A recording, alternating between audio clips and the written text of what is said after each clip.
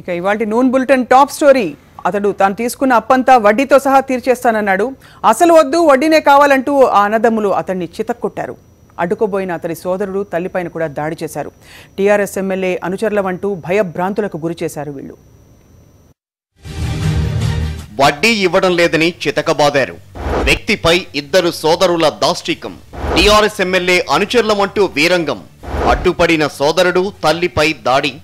అసలు ఇస్తామన్న వదలని ఫైనాన్షియర్లు. Hyderabad Saroor Nagar sub registration కార్యాలయం వద్ద జరిగింది ఈ ఘటన. డాక్టర్స్ కాలనీలో నివసించే దోర్నాల జయశంకర్ చీరల వ్యాపారి.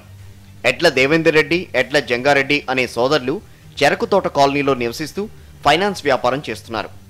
జయశంకర్ తన అవసరాల కోసం వీరి నుంచి 2.5 ఏళ్ల క్రితం 5% వడ్డీ కింద 2 లక్షలు తీసుకున్నాడు.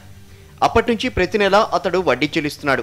అసలు కంటే వడ్డీ అధికం కావడంతో అసలే చెల్లిస్తానని ఇటీవల జయశంకర్ ఆ ఫైనాన్స్ బ్రదర్స్ కు విన్నవించాడు.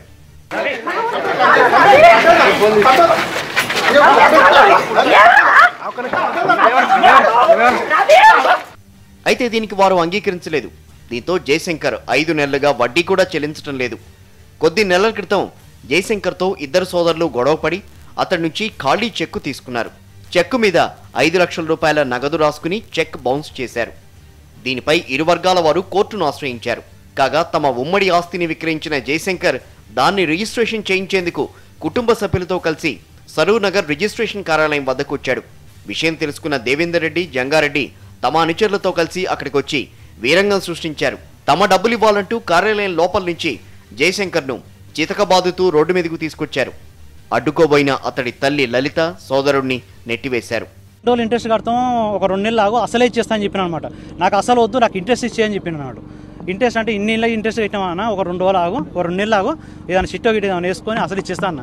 నాకు అసలు అవసరం లేదు, నేను అసలు అడిగినా, నాకు ఇంట్రెస్టే కావాలి, ఇంట్రెస్ట్ మీద కూర్చొని చెప్పి 10 మంది వచ్చి ఇంటి కట్టలు వదిలిపెట్టినాను. ఇప్పుడు సరూర్ పిఎస్లో కంప్లీట్ ఇచ్చిన. పోలీసులు ఎస్ఐసార్ లేడంట, వాళ్ళు కంప్లైంట్ ఇచ్చిండు. ఎస్ఐసార్ లేడు, తర్వాత రమ్మని చెప్పారు అనమాట. ఎవరు కంప్లైంట్ ఇచ్చినా ఫస్ట్ వాళ్ళ కంప్లైంట్ తీసుకురు, మాది లేదు. వాళ్ళు టీఆర్ఎస్ లీడర్లు అంట, వాళ్ళ కంప్లైంట్ తీసుకురు. మాది అసలు ఎందుకు వచ్చారు ఏం కథ అడుగుతూనే లేరు. బయట ఒక దగ్గర ఒక హాఫ్ అన్ అవర్ పైన కూర్చున్నాం. వాళ్ళు కంప్లైంట్ తీసుకురు, వాళ్ళే ఉన్నారు. ఎవరెవరో 10 మంది తీసుకురు, మమ్మల్ని కొట్టిరు. మాకడ ముందే వెళ్ళి కంప్లైంట్ ఇచ్చారు. బాధితులు రాచకొండ సిపి మహేష్ భగవత్ను కలిసి మొరపెట్టుకున్నారు. రంగంలోకి దిగిన సరూర్ నగర్ పోలీసులు దాడికి పాల్పడ్డ దేవేందర్ రెడ్డిని అరెస్ట్ చేయగా జంగారెడ్డి పరారయ్యాడు. నిందితులపై ఐపీసీ 324 మనీ లాండరింగ్ చట్టం కింద కేసులు నమోదు చేశారు. జంగారెడ్డి అనేవాళ్ళు వీళ్ళు గతంలో వీరికి అప్పుగా కొన్ని రూపాయలు ఇవ్వడం జరిగిందంట. ఆ అప్పు విషయంలో ఈరోజు జయశంకర్ అక్కడ వచ్చేసి ఆయన యొక్క ఇల్లును వేరే అతనికి రిజిస్ట్రేషన్ చేస్తున్న సమాచారం తెలుసుకొని దేవేందర్ రెడ్డి, జంగారెడ్డి అక్కడ సబ్ రిజిస్టర్ ఆఫీస్ దగ్గరికి వెళ్ళడం జరిగింది. వెళ్ళి ఆ డబ్బులు అడిగే విషయంలో ఒకరికొకరికి మాట పెరిగి ఈ దేవేందర్ రెడ్డి అండ్ జంగారెడ్డి ఈ జయశంకర్ను మరియు వారి యొక్క తల్లిని లలిత కుమార్ గారిని కొట్టడం జరిగింది. కొట్టిన తర్వాత వాళ్ళు వచ్చేసి మాకు కంప్లైంట్ ఇచ్చారు. ఇమ్మీడియట్గా వారు ఇచ్చినటువంటి ఫిర్యాదు మేరకు కేసు నమోదు చేసినాము. మొన్న సికింద్రాబాద్ పరిధిలో ఓ ముదిసెలిపై కార్పొరేటర్ తండ్రి దాడి చేసినట్టు ఆరోపణలు వచ్చిన ఘటన మరొక ముందే ఎమ్మెల్యే అనుచరులమంటూ వడ్డీ వ్యాపారుల ఆగడాలు అధికార పార్టీకి తలవంపులు తెస్తున్నట్టు పలువురు భావిస్తున్నారు. ఎమ్మెల్యే అనుచరులు కావచ్చు, ఎంపీ సోదరులు కావచ్చు, ఎవరిని కొట్టే అధికారం ఏమాత్రం లేదు. చట్టపరంగా ఇది నేరం స్పష్టంగా దృశ్యాల్లో కనిపిస్తుంది. ఏ విధంగా జయశంకర్ని చితకబాదారో వీళ్ళు. ప్రస్తుతం జయశంకర్ సాక్షి స్టూడియోస్లో ఉన్నారు. జయశంకర్ తల్లి లలిత గారు కూడా సాక్షి స్టూడియోస్లో ఉన్నారు. అలాగే న్యాయవాది రవిప్రకాష్ గారు సాక్షి స్టూడియోస్లో ఉన్నారు. అసలు జయశంకర్ గారు జరిగిన సంఘటన చూస్తుంటే చాలా దిగ్భ్రాంతి కలిగించేలా ఉంది. జరిగిన విషయాల క్రమం ఒక్కసారి క్లుప్తంగా చెప్తారా? మీరు అప్పు తీసుకున్నారు, వడ్డీ కడుతూ వచ్చారు. 2 లక్షల అప్పుకి ఎంత కట్టారు? మొత్తం 3 లక్షలు కట్టారు. 3 లక్షల పైన కట్టాను. 3 లక్షల పైన వడ్డీ కట్టారు. ఎంత కాలంలో? దగ్గర ఒక 2.5-3 ఇయర్స్ వరకు. 2.5-3 ఇయర్స్లో మీరు కట్టేశాను. యా. అయితే ఇంట్రెస్ట్ ఎన్ని రోజులు కడతాం, అసలే కట్టేస్తాం, ఒక 2 మంత్స్ టైం ఇవ్వను అన్నాను. మాకు అసలు వద్దు, మాకు ఇంట్రెస్టే కావాలి అని ఒక 10 మంది వచ్చేసి ఇంటి దగ్గర గొడవపడ్డారు. గొడవపడి నేను తీసుకున్నప్పుడు ఒక చెక్ ఇచ్చాను అనమాట, బ్లాంక్ చెక్ ప్రామిసర్ నోట్ ఇచ్చాను. ఆ చెక్ తీసుకుపోయి 5 lakhs చెక్ బౌన్స్ ఇచ్చాడు. వాళ్ళే కావాలని కుట్ర పని చెక్ బౌన్స్ చేశారు. మీరు ఎంత రాయాలో ఏం చెప్పలేదు ఆ టైంలో? అది ఏం రాయలేదు, ఖాళీ చెక్ మీద సైన్ చేసుకొని తీసుకుని వెళ్ళిపోయారు అంతే. అంటే ఒక హామీగా ఇచ్చారు మీరు? అంతే, అండర్స్టాండింగ్ తో ఇచ్చారు. అండర్స్టాండింగ్ తోటి ఇచ్చాను. తీసుకెళ్లి 5 lakhs రాసుకురు, వాళ్ళే రాసుకురు, అమౌంట్ రాసుకొని చెక్ బౌన్స్ ఇచ్చారు. చెక్ బౌన్స్ చేసిన తర్వాత కోర్టులో కేసు వేసారు. నేను మా లాయర్ తెలిసిన అతను నుండి ఆ సంప్రదించుకొని ఇరు వర్గాల మధ్య ఇద్దరం వెళ్ళిపోతున్నాం అన్నట్టు court through.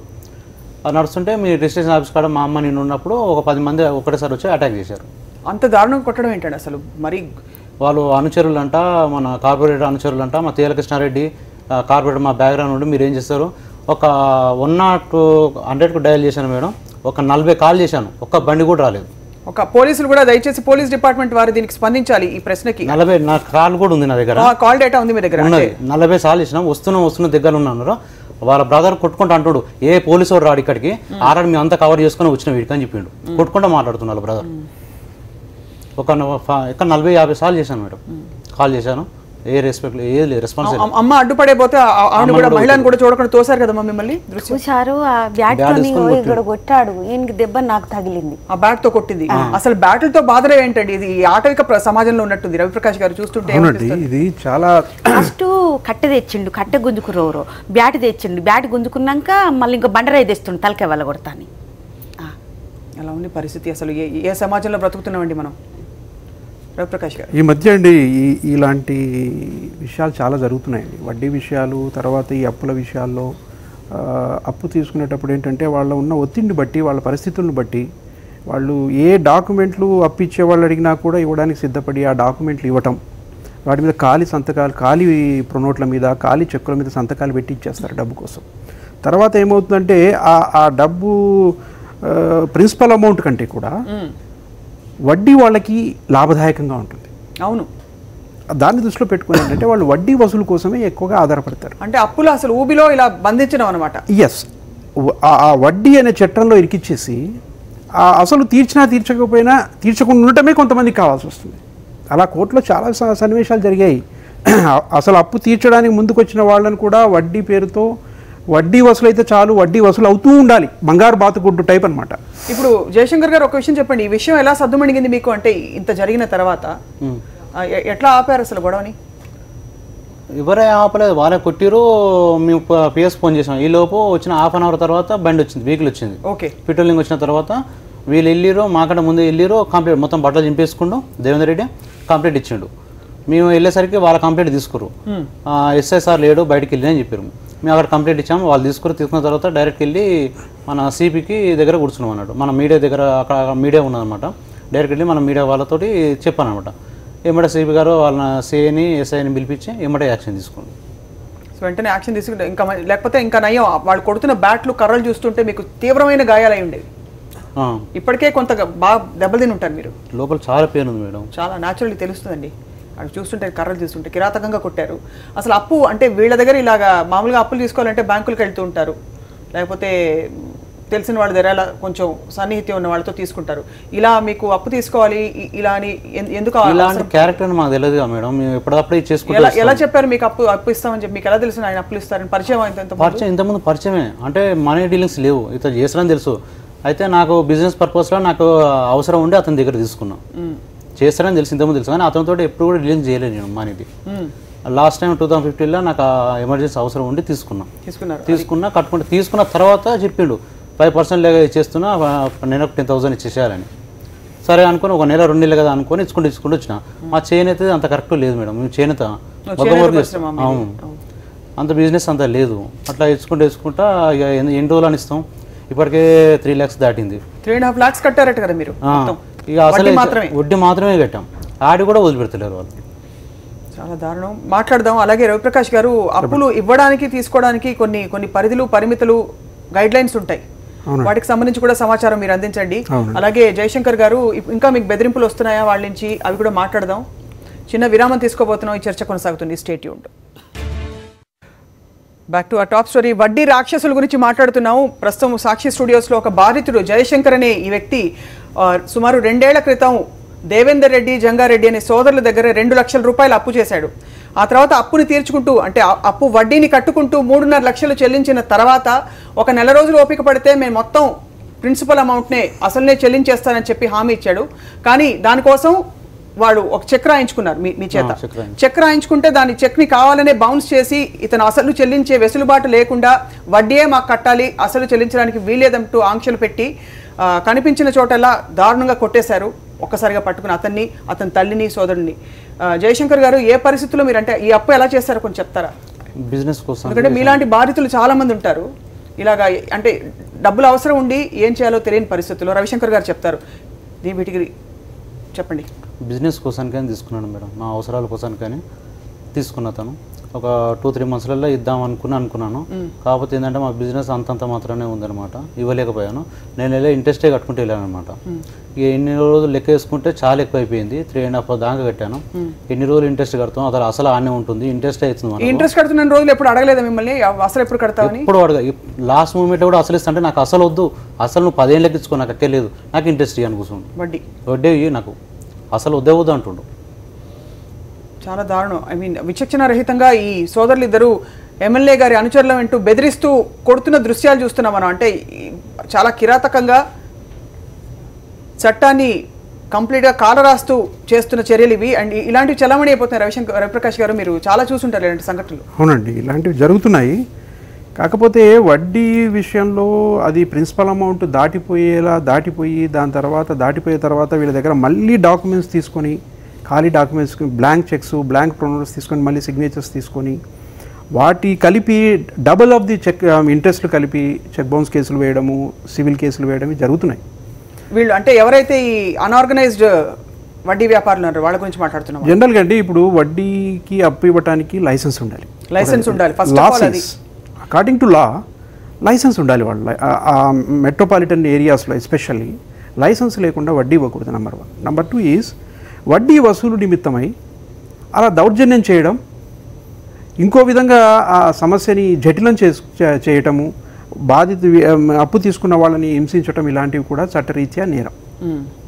Indian penal code కింద ఇవన్నీ సెక్షన్స్ వస్తాయండి. ఇవన్నీ హింసించడం కంటే మించిపోయిందండి, కొట్టి బాధపడేస్తున్నారు. ఈ దాడి చాలా దురదృష్టకరం అండి. ఎందుకంటే అది ఏదైనా వాళ్ళు చంపాలని చేయకపోయినా ఏదైనా జరిగిందనుకోండి, వైటల్ పార్ట్స్ లో తగిలి ఏదైనా డెత్ కు లీడ్ అయింది అనుకోండి, if it leads to death, then what happens? No, but what is alarming is ఒక పట్టపగలు ఇలాంటి ఒక సంఘటన మన చుట్టూ జరుగుతోంది. అండ్ చుట్టూ ఉన్న వాళ్ళు ఏం చేయలేకపోతున్నారు. పోలీసులు స్పందించడానికి ఇంత టైం తీసుకుంటున్నారంటే సామాన్యుడికి అసలు రక్షణ ఉందా అండి? ఎవరో ఎమ్మెల్యే పేరు, ఎంపీ పేరు చెప్పుకుని అందరూ చలమణి అయిపోతారు. వీళ్ళు ఇలా చెప్పుకొని ఇలా చట్ట విరుద్ధంగా చేయటం అంత మంచిది కాదు. పైగా చట్టంలో చెప్తున్న విధానాన్ని బట్టి చదువుకున్న వాళ్ళు కానీ, కాస్త దాని గురించి నాలెడ్జ్ ఉన్న వాళ్ళు కానీ, వడ్డీ ఇచ్చేవాళ్ళు ఒక సరైన క్రమంలో నడుచుకుంటారు. కోర్టుకు అప్రోచ్ అవ్వాలి. ఏదో నోట్ రాసి ఇచ్చారు, అప్పు వసూలు కోసం కోర్టుకు అప్రోచ్ అవ్వాలి. ఏదైనా చెక్ ఇచ్చారు, బౌన్స్ అయిందనుకోండి, దానికి కోర్టుకు అప్రోచ్ అవ్వాలి. అంతేగాని వ్యక్తిగతమైన దాడులు, వ్యక్తిగతంగా వాళ్ళని హింసించటం, ఇవన్నీ కూడా చట్టరీత్యా నేరము. ఇందులో 2-3 విషయాలు మాట్లాడుకోవాలి రవిప్రకాష్ గారు. ఒకటి, ప్రాథమికంగా చూస్తే ఇది ఏ పరిస్థితుల్లో జరిగినా ఇప్పుడు చూస్తున్న దృశ్యాలు చూస్తే వాళ్ళు నేరగాళ్ళు, కొట్టిన వాళ్ళు నేరగాళ్ళు. చట్టాన్ని తమ చేతుల్లో తీసుకుని ఒక సామాన్య వ్యక్తిని, అతని తల్లిని చితకబాదారు.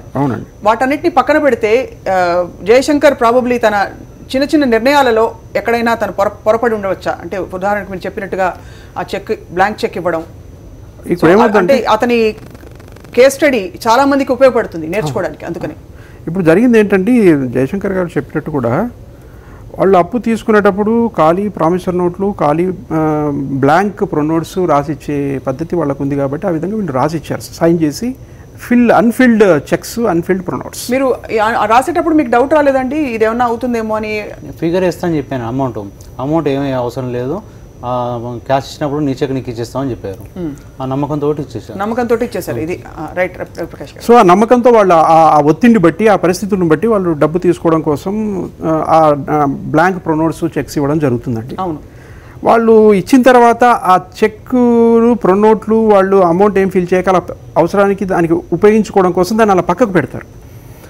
వీళ్ళు వడ్డీ ఎప్పుడైతే అసలు ఇవ్వనప్పుడు కాదండి, వడ్డీ ఎప్పుడైతే ఇవ్వటం జాప్యం చేస్తారో, ఒక 2-3 నెలల వ్యవధిలో వీళ్ళు ఇవ్వలేదనుకోండి, ఆ నిడివి పెరిగే కొద్దీ ఏమవుతుందంటే వాళ్ళు ఏం చేస్తారు, వాటిని ఫిలప్ చేసుకుంటారు. సో వీళ్ళు వడ్డీ ఎలాగ ఇవ్వలేరు, ప్రిన్సిపల్ అమౌంట్ ఇదంతా కలిపి డబల్ ఆఫ్ ది అమౌంట్ వేయడం కానీ, ఇంకా ఎక్కువ అమౌంట్ కానీ దాంట్లో ఫిల్ చేసుకొని కోర్టుల్లో కేసులు వేస్తారు జనరల్గా ప్రొసీజర్. కానీ కొంతమంది అందుకు విరుద్ధంగా ఇట్లా వ్యక్తిగత దాడులకు దిగడం, వ్యక్తిగతంగా ఎక్కడ పడితే అక్కడ వాళ్ళ మీద జరగడం జరుగుతుంది. ఆవిడ చూసారండి, తల్లి ఎంత వణికిపోయారు ఆవిడ. చాలా దురదృష్టకరమైన విషయం అది. ఒక స్త్రీ మీద ఆవిడ వయసును బట్టి చూస్తే కూడా పెద్ద ఆవిడని గౌరవించవలసిన పరిస్థితిలో ఉండగా విరుద్ధంగా ఆవిడ మీద అలాంటి దాడి జరగడం చాలా అమానుషం. కానీ ఇంకో విషయం ఏంటంటే ఇందులో ఈయన చెప్పినట్టుగా, జయశంకర్ గారు చెప్పినట్టుగా వాళ్ళకి ఈ వడ్డీ ఇవ్వడం 3 నెలలు ఆలస్యం చేశారు. నెంబర్ 2, వీళ్ళకి సంబంధించిన ఆస్తి వాళ్ళు ఏదైతే వీళ్ళ నుంచి వసూలు చేసుకోవడానికి వాళ్ళ ఆలోచనలో ఉన్న ఏ ఆస్తి ద్వారా అయినా వసూలు చేసుకోవచ్చు అనుకున్నారో, బహుశా ఆస్తి ఉమ్మడి ఆస్తికి సంబంధించి ఈయన షేర్ విషయంలో దాన్ని అమ్మటానికో ఏదో చేయడానికి వీళ్ళు సబ్ రిజిస్టర్ ఆఫీస్ పోయినట్టు వాళ్ళకి ఏదైనా అర్థం చేసుకున్నారంటే మాకు రాదు ఇంకా వీళ్ళ నుంచి ఇలా కొట్టొచ్చండి. అసలు వాళ్ళకి బుద్ధి ఉందా అసలు? అంటే ఒక పౌరుడు మామూలుగా చూస్తే ఇలా కొట్టుకుంటుంటే రోడ్డు మీద పోలీసులు ఏం చేస్తారండి? తీసుకెళ్ళి అవును మేడం, ఇప్పుడు ఎగ్జాక్ట్లీ ఏంటంటే వాళ్ళు వ్యక్తిగత దాడులకి అది దారి తీసేంత పరిస్థితి అక్కడ వచ్చింది అంటే అది వాళ్ళ ఆవేశమే. ఆ ఆవేశానికి ఏంటంటే ఇది వాళ్ళకి అది అలవాటా లేకపోతే అది ఈ ఒక్క ఇన్సిడెంట్లో జరిగిందా అన్నది పక్కకు పెడితే అంత ఓపెన్ స్ట్రీట్లో అట్లా దాడి చేయడం అనేది చాలా అమానుషము. వాళ్ళు కూడా తెలుసుకోవాల్సిన విషయం ఏంటంటే వడ్డీ వసూలు నిమిత్తమై వడ్డీ లైసెన్స్ నుండి ఇచ్చారా, లైసెన్స్ లేకుండా ఇచ్చారా, ఏ విధంగా జరిగినప్పటికీ కూడా వాటి వసూలు నిమిత్తమై వాళ్ళ విధానము చట్టరీత్యా ఉండాలి తప్ప అమానుషంగా చట్టానికి విరుద్ధంగా వాళ్ళు అలా ప్రవర్తించడం అంత మంచిది కాదు, శ్రేయస్సు కాదు వాళ్ళు కూడా రేపొద్దున చట్టం ముందుకు వస్తే వాళ్ళు కూడా రేపొద్దున ఏదైనా అవుతే వాళ్ళు జైలుకి వెళ్ళాలి. వాళ్ళు ఇంకో విధమైన చట్టపరంగా వాళ్ళు శిక్ష గురవ్వాలి. అంటే కేసు పెట్టి వాళ్ళకి కాస్త ఇంగితం ఉండాలండి. ఆ చట్టాన్ని మనము మంచిగా దాన్ని వాడుకోవాలి. We should use that law. Right. ఒక్క నిమిషం లలిత్ కుమార్ గారు, మీరు రావడమే స్టూడియోలోకి చాలా భయపడుతూ వచ్చారు. అవును, మీకు చాలా బాధ ఉంటుంది అంటే మానసికంగాను శారీరకంగాను. మిమ్మల్ని కూడా కొట్టారు కదా? బాగా కొట్టలేదు. ఇప్పుడు మా బాబుకు అడ్డం పోతే నెట్టేసి నన్ను బ్యాట్తో ఇక్కడ కొట్టాడు. బ్యాట్తో కొట్టారు? మరి అది కొట్టడే కదండి, బాగా దారుణంగా. జ్వరం వచ్చేసింది. ఇప్పుడు ఆయన వచ్చినాకనే లేచాను. భయం అవుతుందా మీకు? ఎట్లా అంటే వాళ్ళు మళ్ళీ మాకు తెలియదు కదా ఎప్పుడు కొట్లాడేది. మమ్మీకి షుగర్ బీపీ ఉంది, మొత్తం పడిపోయింది రాత్రి. రైట్. సాగర్ గారు ఫోన్ చేస్తున్నారు, ఫోన్ లైన్లో సిద్ధంగా ఉన్నారు. మీరు కూడా ఫోన్ చేయొచ్చు. ఇటువంటి సంఘటనలు మీరు చూసారా ప్రత్యక్షంగా, లేక వీటి గురించి విన్నారా? మీ స్పందనని పంచుకోవచ్చు. సాగర్ గారు. రైట్ సాగర్ గారు. నమస్తే మేడం. నమస్తే అండి. కొట్టొచ్చినట్టు ఏం కనిపిస్తుంది ఈ సంఘటనలో మీకు? అది ఎట్లాంటి అసలు మేము ఈ మానవ సమాజంలో ఉన్నామా లేమా అన్నట్టు ఉన్నది మేడం. ఈ మానవ సమాజం ఉన్నామా లేమా అన్నది. ఇంకోటి, ఇప్పుడు ఈ ఏదైతే ఈ మధ్యలో చూస్తున్నాం కార్పొరేటర్లు, ఎమ్మెల్యేల మనుషులు మేడం, ఇప్పుడు తెలంగాణ వచ్చిన తర్వాత అందరూ తెలంగాణలో ఆగి ఉంటామని అనుకున్నాం. హలో, అవునండి, తెలంగాణ వస్తే ఆగి ఉంటామని అనుకున్నాం. కానీ ఇప్పుడు చూస్తున్నాం వీళ్ళంతా వేరే వేరే పార్టీలకు వచ్చేసి అధికార పార్టీలకు చేరి వీళ్ళంతా ఇది కంటిన్యూషన్ అవుతున్నది. వీళ్ళది మొత్తం రౌడీలు గాని, రంగాలు గాని, లుచ్చలు గాని అంతా జమైన వీళ్ళు అంతా ఎమ్మెల్యే కింద, కార్పొరేటర్ల కింద. మొన్ననే చూసాం కదా మేడం, కార్పొరేటర్ కు సంబంధించిన ఏదైతే 2 రోజుల క్రితమే అది ఇతని ఎమ్మెల్యేలు అంతా ఎట్లా అంటే అసలు మొత్తానికి వాళ్ళ పేరు చెప్పుకొని వాళ్ళ వెంబడి ఉంటూ ఇలాంటి దాడులు చేస్తున్నారు మేడం. దీన్ని మొత్తం సమాజం కూడా మొత్తం వ్యతిరేకిస్తుంది. దీన్ని ఇట్లాంటి దాడులు జరగకుండా పోలీసు వాళ్ళు కూడా వీటిపైన చాలా సీరియస్ గా యాక్షన్ తీసుకోవాలి. చాలా అమ్మాయికుడు లేడీస్ పోలీసు వాళ్ళు ఏమండి తర్వాత నమోదు చేసుకున్నారట, కానీ ఫోన్ చేస్తే 40 ఫోన్ కాల్స్ చేస్తే వచ్చారండి పోలీసులు. అదే 20-40 సార్లు మేము ఫోన్ చేసిందని చెప్తున్నారు కదా. ఫోన్ చేస్తే కూడా ఇప్పుడు వాళ్ళు చెప్పేది ఏంది మేడం, అదే ఫోన్ చేయగానే ఎంబడే ఇమ్మీడియట్లీ మేము వచ్చేస్తాం ఘటన స్థలానికి అని అంటారు. ఘటన స్థలానికి వస్తామని అంటారు. కానీ ఇప్పుడు ఇక్కడ వాళ్ళు చెప్తున్న దాన్ని బట్టి చూస్తుంటే అసలు చాలా దారుణం మేడం. ఇది చాలా అంటే చాలా దారుణం. ఇది మొత్తం అందరు కూడా వ్యతిరేకిస్తారు. భవిష్యత్తులో జరగొద్దని, ముఖ్యంగా ఏవైతే ఎమ్మెల్యేలు, కార్పొరేటర్లు, ఈ నాయకులు ఉన్నారో వాళ్ళు వీళ్ళని సరి చేసుకోవాలి. అంటే వాళ్ళు వీళ్ళని సరి చేస్తేనే వాళ్ళ మీద నమ్మకం కొనసాగుతుంది. కరెక్టే మీరు అన్నది సాగర్ గారు. అసలు వాళ్ళు వీళ్ళ మీద ఎందుకంటే జరుగుతున్న వాళ్ళు స్పందన లేదు. మొన్న కార్పొరేటర్ కూడా స్పందన లేదు. ఇప్పుడు ధన్యవాదాలు సాగర్ గారు. అలాగే శ్రీనివాస్ గారు ఎల్బీ నగర్ నుంచి కాల్ చేస్తున్నారు. శ్రీనివాస్ గారు. నమస్కారం మేడం, నా పేరు శ్రీనివాస్. శ్రీనివాస్ గారు నమస్కారం. చెప్పండి, మీరు విన్నారా, మొత్తం చూసారా, ఫాలో అయ్యారా మొత్తం కథనం? ఫాలో అయ్యాను మేడం. ఇది చాలా ఘోరంగా ఉంది. ఇది ఎట్లయిపోయిందంటే మా హలో చెప్పండి శ్రీనివాస్ గారు. మా ఎల్బీనగర్ నియోజకవర్గంలో ఈ టీఆర్ఎస్ చిన్న నాయకులు, పెద్ద నాయకులు బాగానే ఉన్నారు మేడం. ఎమ్మెల్యే ఇన్ఛార్జ్ గారు బాగానే ఉన్నారు, లీడర్లు బాగానే ఉన్నారు. కానీ చిన్న నాయకులు వాళ్ళ పేరు చెప్పుకొని దౌర్జన్యాలు ఎక్కువైపోయింది మేడం ఇక్కడ స్థానికంగా. ఇప్పుడు మొన్న చూస్తే చైతన్యపూరి కార్పొరేటర్ మనుషులు అని చెప్పి, అంతకుముందు చూస్తే ఎల్బీ మంజురాబాద్ కార్పొరేటర్ మీటింగ్ పెట్టి బిల్లర్ల దగ్గర పైసలు వసూలు చేయటము. ఇంకో లీడర్ వచ్చేసి వ్యభిచారం చేస్తూ దొరికాడు. టీఆర్ఎస్ లీడర్లు, ఈ చిన్న లీడర్లు వీరు చేసే అరాజకం వల్ల పార్టీ కూడా చెడ్డ పేరు వస్తుంది. అదొకటి. రెండోది ఇక్కడ అంటే మీరు అన్న పాయింట్ కరెక్టేనండి. దట్ కింది స్థాయి వాళ్ళు పేర్లు చెప్పుకుని, పెద్దవాళ్ళ పేర్లు చెప్పుకుని బహుశా ఇలాంటి అసాంఘిక కార్యకలాపాల్లో పరిస్థితి ఇక్కడ చూస్తే మనకి మూలం చూస్తే అన్నిటికీ వడ్డీ వ్యాపారాల గురించి కూడా మాట్లాడుతున్నాం మనం.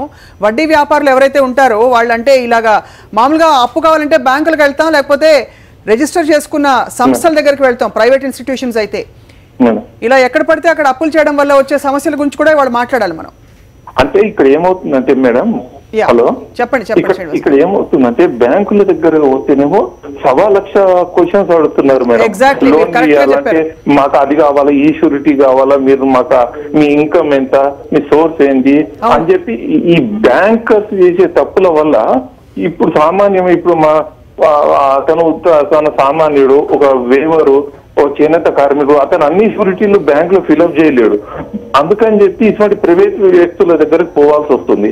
ప్రైవేట్ వ్యక్తుల దగ్గరకు పోయినప్పుడు అతని యొక్క బలహీనతని వాళ్ళు క్యాష్ చేసుకుంటున్నారు. ఒకటి రవిప్రకాష్ గారు ఒక పాయింట్ చెప్పారు ఇప్పుడు, చాలా మంచి పాయింట్. ఒకటి ఏంటంటే అప్పులు ఇచ్చే వాళ్ళకి లైసెన్స్ ఉన్న వాళ్ళ దగ్గర తీసుకుంటే బహుశా రిజిస్టర్డ్ ఒక సంస్థగానో అప్పులు ఇచ్చే ఇలాంటి సంస్థలు, అంటే బ్యాంకులు కాకుండా అలాంటి సంస్థలు ఉంటాయి మనకి.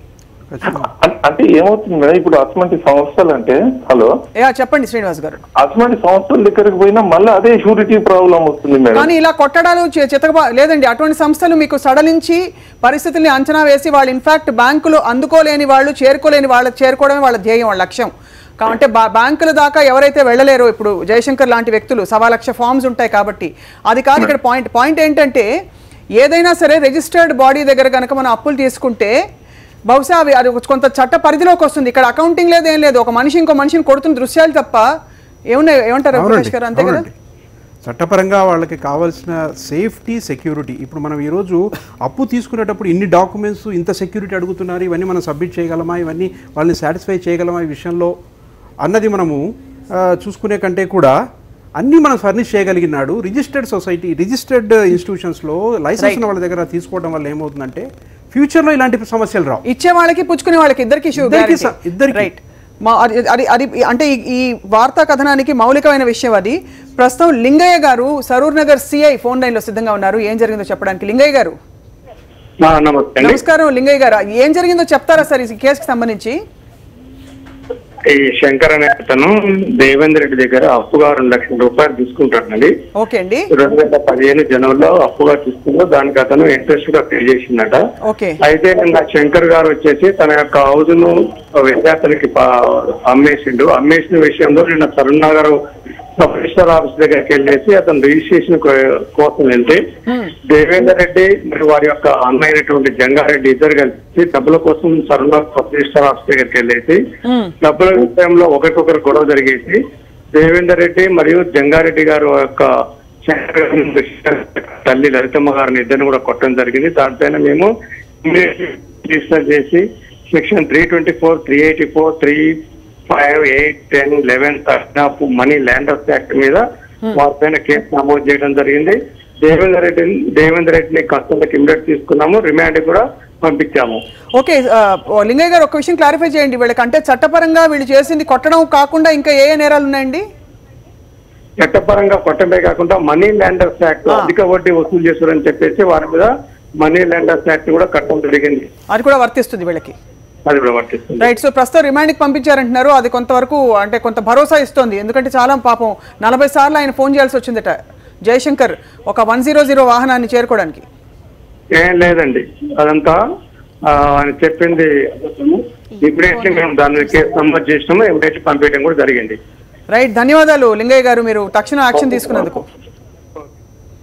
సో ఇది పరిస్థితి చూస్తున్నాం. అంటే మనకి ఆయన బోల్డ్ కేసులు అయితే పెట్టారు. మీరు కొంచెం ఊరట చెందుతున్నారా మీరు ఈ విషయం? రేపు ఫ్యూచర్లో అతను బయటకు వస్తే ప్రాణభయంగా మేడం. ఇప్పుడు అలా ఉన్నాడు. అవును, అంటే పట్టపగలు బహిరంగంగా ఇలా బ్యాట్లు తీసి బారేసిన వ్యక్తి ఏం చెప్తామండి రవిప్రకాష్ గారు? ఒకటండి, ఇప్పుడు అలా దాడులు, వ్యక్తిగతంగా దాడులు చేయటము ఇవన్నీ కూడా వాళ్ళు ఇప్పుడు సపోజ్ ఆ విధంగా కొట్టడం వల్ల, ఆ విధంగా చేయడం వల్ల, చట్టాన్ని వాళ్ళ చేతుల్లో తీసుకొని అలా ప్రవర్తించడం వల్ల, అమానుషంగా ప్రవర్తించడం వల్ల వాళ్ళ డబ్బు రిటర్న్ రాదు కదండి. నెంబర్ 1. నెంబర్ 2 ఈజ్ పైగా వాళ్ళు ఎక్కడ మనీ లాండరింగ్ కింద దొరికారు, నెంబర్ 1 ఐపీసీ కింద దొరికారు, అంటే ఇన్ని కేసుల కింద బుక్ అయిపోయారు. అంత ఇంకితం ఉంటే అసలు ఇంతవరకు వాళ్ళకి కాస్త మేము చెప్పడం ఏంటంటే, మొత్తం మా లీగల్ ఫ్రాటర్నిటీలో చెప్పడం ఏంటంటే, ఈ విధంగా చేయడం వల్ల మీ ఇమేజ్ డ్యామేజ్ అవుతుంది. నెంబర్ 1. నెంబర్ 2 ఈజ్ లైసెన్స్ తీసుకొని చట్టపరంగా పోవడం వల్ల, మీ పద్ధతిలో ఒక క్రమంలో చట్టం ఏం చెప్తుందో ఆ విధంగా పోవడం వల్ల, లీగల్ అడ్వైస్ తీసుకొని ఆ విధంగా అప్పులు ఇవ్వడం వల్ల సమస్యలు ఉత్పన్నమవ్వవు. ఇలా దాడి చేయాల్సిన అవసరం ఉండదు. దాడి చేసిన వాళ్ళు జైలుకి వెళ్ళారు, దెబ్బలు తిన్న వాళ్ళు బాధితులయ్యారు. సమస్య జటిలం అవుతుంది తప్ప ఎక్కడ పరిష్కారం కుదరట్లేదు.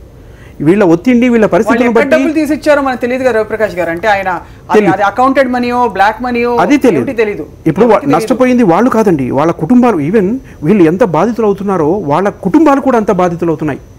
వీళ్ళు ఇంట్లో ఏం చెప్పొస్తున్నారో ఏం చేసి వస్తున్నారో తెలియదు, కానీ వీళ్ళు ఆ జైలుకి వెళ్తారు. వాళ్ళ పిల్లలు, వాళ్ళ కుటుంబాలు, అవి కూడా వాళ్ళ ప్రవర్తన వల్ల కూడా, వాళ్ళ బిహేవియర్ ప్యాటర్న్లో చేంజ్ రాకపోవడం వల్ల ఏమవుతుందంటే వాళ్ళు they are causing hindrance to their own families. మీరు చాలా అన్బయాస్డ్గా ఆబ్జెక్టివ్ చెప్తున్నారు రవిప్రకాష్ గారు, విత్ డ్యూ రెస్పెక్ట్. కానీ ఇప్పుడు చితకబాదిన దృశ్యాలు చూస్తే వాళ్ళకి బిహేవియర్ ప్యాటర్న్స్ గురించి కానీ కుటుంబాల గురించి ఆలోచించే అంత విచక్షణ ఉందని కనిపించట్లేదు. పట్టపగలు ఒక వ్యక్తిని పట్టుకుని ఎంతటి నేరమైనా సరే, ఎంత ఇతను అప్పు కట్టుకోకపోయినా సరే పట్టి బాధడం అన్నది ఇట్ జస్ట్ షోస్ వ్యవస్థని ఎంత వాళ్ళు టేకెన్ ఫర్ గ్రాంటెడ్గా, ఎంత చులకనగా చూస్తున్నారో అర్థమైపోతుంది. వ్యవస్థనే లెక్క చేయని, చట్టాన్నే లెక్క చేయని వ్యక్తులు ఇంకా కుటుంబాల్ని, మా ఆవిడ బాధపడుతుంది, మా పిల్లాడు ఫీల్ అవుతాడు, ఇవన్నీ ఫీల్ అవుతారు వాళ్ళు అది ఫీల్ కాకపోవడం వల్ల, విచక్షణ కోల్పోవడం వల్లే వాళ్ళు ఈ రోజు ఇలాంటి దాడులకు దిగజారుతున్నారండి. వాళ్ళ స్థాయి పైపెచ్చు. ఇంకొక విషయం మనం గమనించాలి. ఇక్కడ ఇతను అసలు కట్టేస్తానని చెప్పాడు. కట్టకపోవడం కాదు, ఇంతవరకు వడ్డీ చెల్లించకపోవడం కాదు, ఎగ్గొట్టడం కాదు, ఏ పరిస్థితుల్లోనూ కొట్టకూడదు. రెండోది, ఇతను స్పష్టంగా చెల్లిస్తానని చెప్పినప్పుడు మరి వాళ్ళు ఎలాగైతే అన్ఆర్గనైజ్డ్గా వాళ్ళ ఇష్టం వచ్చిన పద్ధతిలో ఇచ్చారో, ఇతను ఎలా అయితే వాళ్ళని నమ్మాడో ఆ నమ్మకం వాళ్ళు కూడా పెట్టి టైం ఇవ్వాలి, ఇతన్ని బంధ విముక్తం చేయాలి ఇక్కడ. ఇప్పుడు ఇంకోటండి, ఇప్పుడు ఈయన కూడా చెప్పడం ఏంటంటే, ఎప్పుడైతే నేను అప్పు మీరు అయితే ప్రిన్సిపల్ అమౌంట్ తీసుకున్నానో వడ్డీ కాకుండా, లేదా ఆ రోజు నాటికి ఏదైతే నేను తీరుస్తాను అనే సందర్భం ఏదైతే వచ్చిందో ఆ రోజు నాటికి ప్రిన్సిపల్ అమౌంట్ ప్లస్ ఇంట్రెస్ట్ కలిపి ఎంత అయిందో, ఈ అమౌంట్ ఇంత అయిందండి, నేను రెడీ టు పే అని ఏదైనా లీగల్ నోటీస్ ఇవ్వి ఆ పర్సన్కి ఇప్పించి, ఆ పర్సన్కి ఓ నోటీస్ పంపించి నేను రెడీగా ఉన్నాను అమౌంట్ కట్టడానికి అని ఒక లీగల్గా స్టెప్ కూడా వీళ్ళు కూడా తీసుకోవాల్సిన బాధ్యత ఉంది.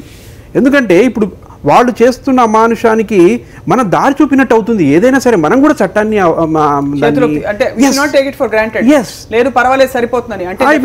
మేము అడిగామంటున్నారు. వాళ్ళు ఏమంటారు ఇప్పుడు అండి, మమ్మల్ని అడిగినట్టు అసలు నేను ఇస్తానని ఎప్పుడు చెప్పలేదు మాకు. ఈయన ఓరల్గా చెప్తున్నారు. రిటర్న్గా ఒక లాయర్ ద్వారానో లేకుంటే తనంతకు తానే ఒక నోటీస్ వాళ్ళకి ఇచ్చి నేను కట్టడానికి సిద్ధంగా ఉన్నాను, ఈ సమయంలో కడతాను నేను అని చెప్పి వాళ్ళకి నోటీస్ ఇచ్చినట్టుగా కానీ దానికి సంబంధించిన ప్రూఫ్స్ కానీ మన దగ్గర. ఇదంతా మీ రక్షణ కోసం జయశంకర్ గారు, మీరు ఏదో తప్పు చేశాను కాదు, స్పష్టంగా మీరే బాధితులు. ఇక్కడ మిమ్మల్ని కొట్టడం ఏ పరిస్థితుల్లోనూ తప్పు. అలాంటిది మీరు చెల్లిస్తామని చెప్పిన తర్వాత కూడా ఇలాగ విచక్షణ లేకుండా వచ్చి కొట్టి మిమ్మల్ని అమ్మని కొట్టడం అనేది ఖచ్చితంగా నేరం కాబట్టి పోలీసులు కేసు పెట్టారు. అయితే మీలాంటి వ్యక్తులు ముందు ఇలాంటి పరిస్థితుల్లో ఇరుక్కోకూడదు కాబట్టి చెప్తున్న సూచనలు రవిప్రకాష్ గారి విషయం. ఒక లాయర్ను సంప్రదించడమో. మరొక కాలర్ సిద్ధంగా ఉన్నారు మాట్లాడడానికి. హలో విజయ్ కుమార్ గారు. విజయ్ కుమార్ గారు. మేడం నమస్కారం. మేడం నమస్తే అండి. విజయ్ కుమార్ గారు చెప్పండి. నేను మలక్పేట టీవీ టవర్కి మాట్లాడుతున్నా మేడం. చెప్పండి సార్. ఈ వడ్డీ వ్యాపారులు లేకుండా ప్రభుత్వం చేయాలి మేడం ఖచ్చితంగా. ఎందుకంటే నిన్న టీవీలో నేను చూశాను, అది అతనికి కట్లా కొడుతున్నారంటే బ్యాట్ తోటి కక్షపాతంలో పాత కక్షలు ఉంటాయి చూడ, అలా కొడుతున్నారండి అతన్ని. అదే అవును, కరెక్ట్ గా చెప్పారు. వాళ్ళ అమ్మగారు మధ్యలో వస్తే కూడా వాళ్ళ అమ్మని కూడా కొట్టారు బ్యాట్ తీసుకొని. రైట్. ఆడవాళ్ళు అని చూడకుండా కూడా ఇష్టం వచ్చినట్టు కొట్టడం ఏంది మేడం?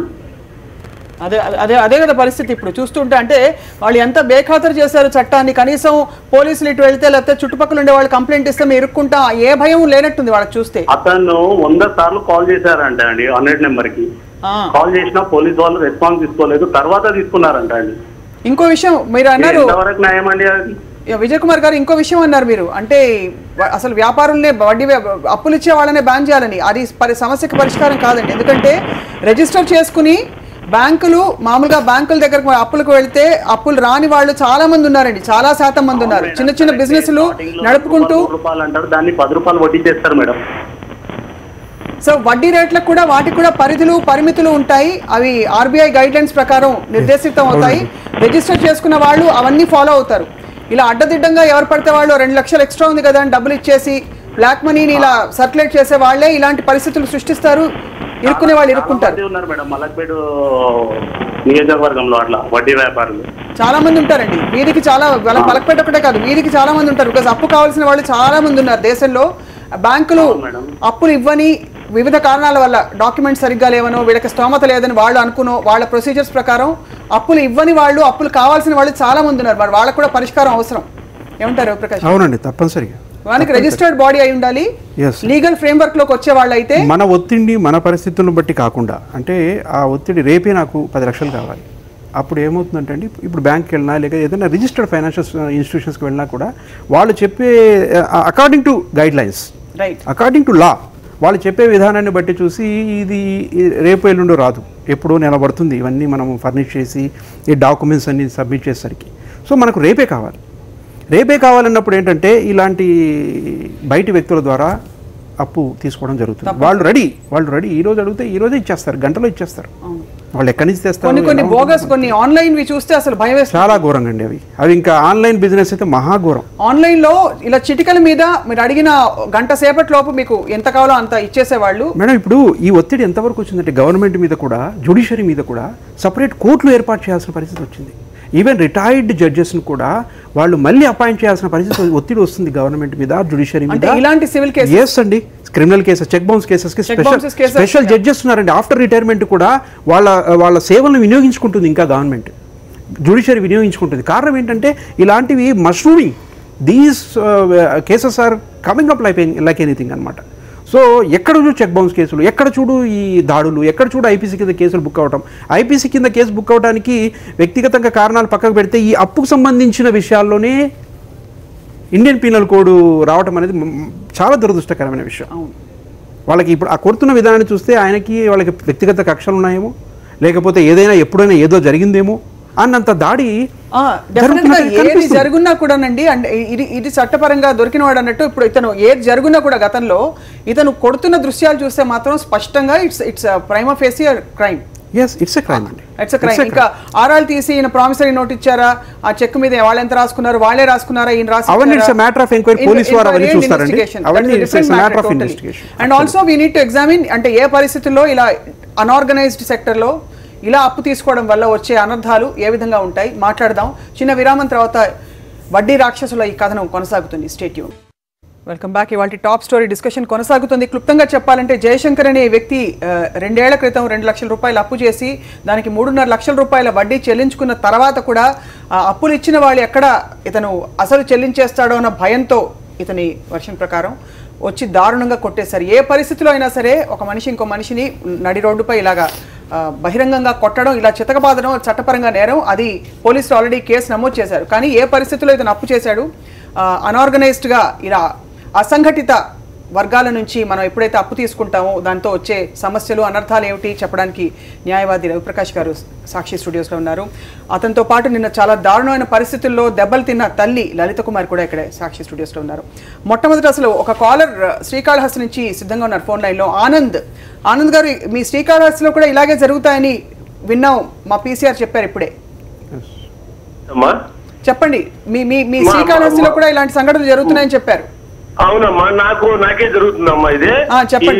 ఈ తెలుగుదేశం నాయకులు ఉన్నారు కదా అమ్మా, ఆయనకు సంబంధించిన లేడీస్ ని పెట్టుకుని మాకు వడ్డీకి డబ్బులు ఇచ్చి మేము ఇప్పుడు అసలుతో కూడా వడ్డీతో కూడా కట్టామని చెప్తే ఆమె కట్టించుకోకుండా నేను ఎంటీకే చెక్కులు ఇచ్చాను కదా, ఆ చెక్కులు ఎత్తుకుని కోర్టులు వేసి నన్ను ఇది అరెస్ట్ చేస్తుందమ్మా.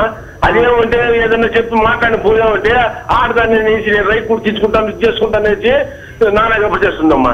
కాదు, మీరు అప్పు తీసుకుని మీరు బ్లాంక్ చెక్లు ఇచ్చారా ఇలాగే? ఇదే మరి బ్లాంక్ చెక్ ఇచ్చారమ్మా నేను. బ్లాంక్ చెక్ ఇస్తే అంటే ఏమని చెప్పి ఇచ్చారు? అసలు చెల్లిస్తామన్నారా లేకపోతే వడ్డీ కోసం?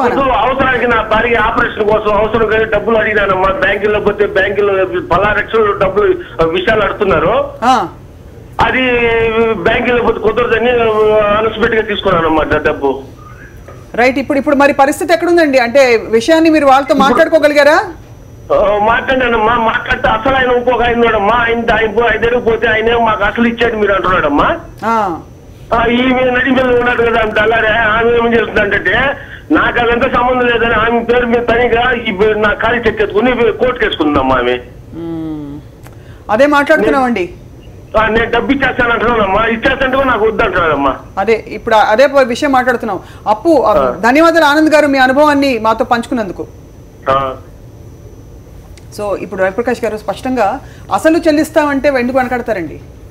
ఇచ్చేస్తాం డబ్బులు కట్టేస్తామంటే. ఇప్పుడు దీన్ని లాలో ఒక డాక్ట్రిన్ ఉందండి లాటిన్లో, వాలంటీ నాన్ ఫిట్ ఇంజూరియా.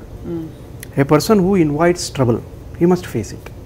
ఇప్పుడు వాళ్ళు చేస్తున్న ట్రబుల్ ఏంటంటే అప్పు వసూలు కోసం వాళ్ళు చేస్తున్న దాడులు, వాళ్ళు చేస్తున్న అమానుషమైన చర్యలు, అవి వాళ్ళనే చుట్టుముట్టి they are inviting troubles. Number 1. Number 2 is అప్పు తీసుకుంటున్న వాళ్ళ ట్రబుల్స్ ఏంటంటే ఇలాంటి వాళ్ళ దగ్గర అప్రోచ్ ఉంటాం వాళ్ళ ఒత్తిడిని బట్టి.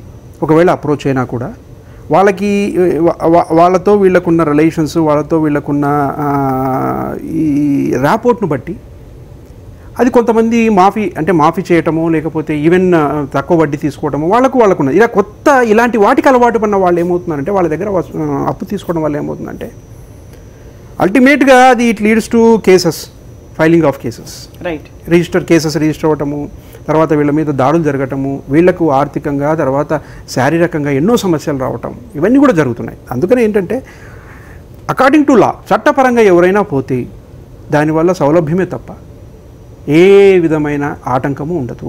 తొందరపడి ఇప్పుడు చేనేత వీళ్ళు చేస్తున్న కార్యక్రమం ఏంటంటే చేస్తున్న బిజినెస్ అంటే చేనేత పరిశ్రమలో ఉన్నాయి. నిజంగా రియలిస్టిక్ గా చూస్తే which bank will be willing to give him a loan అండి? మీరు చెప్పండి. 2 లక్షలు అర్జెంట్ గా అవసరం. అర్జెంట్ అవసరం అనేది నేను అర్జెంట్ అనే వర్డ్ని నేను ఎందుకు చెప్తున్నానంటే ఇప్పుడు సపోజ్ స్టాకు వీళ్ళకి కావాల్సిన స్టాక్ దాని ముడి సరుకు కావాల్సి వస్తుంది. ఆ సరుకు కోసం మనము రేపు ఏదో ఆర్డర్ వస్తుంది వీళ్ళకి, ఆ సరుకు నిమిత్తం వీళ్ళకి డబ్బు కావాల్సి వస్తుంది. అది తయారు చేసి ఇవ్వడానికి 2 రోజులు 3 రోజుల కంటే టైం ఉండదు. సో వీళ్ళు అప్రోచ్ అయ్యే పర్సన్స్ కూడా ఎవరో చెప్తే వెళ్ళటము, ఎవరో పలానా వ్యక్తి ఇస్తాడని చెప్తే వెళ్ళటం కన్నా కూడా ఈ బిజినెస్లో ఎప్పుడైతే మనము ఎంటర్ అవుతామో ఇలాంటి బిజినెస్లో అక్కడే మనకు ఒక ప్లాన్ ఉండాలండి. అదే మనం వీళ్ళు చేసిన, ఎందుకంటే అప్పుడు ఉత్పన్నమయ్యే పరిస్థితులను బట్టి వాళ్ళు డబ్బు అవసరాన్ని బట్టి 1-2 రోజుల్లో రావాలి అన్న పరిస్థితి కాకుండా ఈ సందర్భం ఎప్పుడైనా వచ్చే అవకాశం ఉంటుంది. అందుకనే బిజినెస్లో ఎంటర్ అయ్యేటప్పుడే they should be think about all. అంటే హాలిస్టిక్, మీరు చాలా హాలిస్టిక్ అప్రోచ్ చెప్తున్నారు. ఇది కులపరంగా అతనికి వచ్చిన కులవృత్తి, గత్యంతరం ఉందో లేదో మరి కుటుంబ భారం అంతా అతను మోస్తూ ఇంటిని నడిపిస్తున్నాడు. అతనికి అర్జెంటుగా ఇప్పుడు అర్జెంట్ అని ఎందుకన్నానంటే రేపు ముడిసరుకు లేకపోతే మగ్గంలో చీరలు నేసే పరిస్థితి ఉండదు. పట్టు చీరల బిజినెస్ అతనిది. మరి పట్టు చీరలు లేకపోతే ఇంట్లో ఎవరు తినలేరు, తిండి తినలేరు. తల్లిగారు చెప్పారు. అంటే ఇలాంటి విషయం మనం ఇన్ఫాక్ట్ మన ఇచ్చే సూచనలో కూడా కొంత హాలిస్టిక్ అప్రోచ్ ఉండి వీళ్ళ పరిస్థితులు, స్థితిగతులు, వాళ్ళ మానసిక స్థితి ఎలా ఉంటుంది అవి కూడా మనం పరిగణనలో తీసుకుని ఇంకొక చెప్పండి. మనం సెలెక్ట్ చేసుకునే ప్రాసెస్ను బట్టే మనకు వచ్చే పరిస్థితులు ఉంటాయి. ఇప్పుడు ఇలాంటి వాళ్ళ దగ్గర ఎవరో చెప్పడం వల్ల తీసుకోవడం వల్ల ఏమవుతుందంటే ఇలా ఇచ్చేవాళ్ళు ఉన్నారంటే చాలా మంది ఉన్నారు. అసలు చట్టం ఏం చెప్తుందండి? క్లుప్తంగా మాట్లాడదాం. ఒక కాలర్ ద్వారకానాథ్ రెడ్డి గారు కడప నుంచి ఫోన్ చేస్తారు. ఆయనతో మాట్లాడిన తర్వాత చట్టం ఏం చెప్తుందో చెప్పి ముగిద్దాం ఈ చర్చని. ద్వారకానాథ్ గారు. హలో, నమస్తే మేడం. నమస్తే అండి, చెప్పండి. మేము కడప నుంచి చేస్తున్నాము. ఓకే. మేము కూడా ఇట్లా ఒక బిల్డర్ కు డబ్బు ఇచ్చాడు మా ఫాదర్ టీచర్ గా ఉండి. ఓకే. అతను ఏం చేశాడంటే ఒక ఫ్లాట్ పెట్టాడు పూర్తిగా. అతను దాన్ని మళ్ళీ వేరే వాళ్ళకి పెట్టాడు. ఓకే. అతను అడిగితే ఏమంటాడంటే మేము కొడతాము, చంపుతాము అంటారు. డబ్బులు తీసుకునే అతను. దాన్ని మేము అడిగితే పలకడం లేదు. మేము ఇప్పుడు లీగల్ గా పోవాలనుకుంటున్నాము. ఇట్లా డబ్బులు తీసుకున్న ఇట్లా చేస్తున్నారు కదా.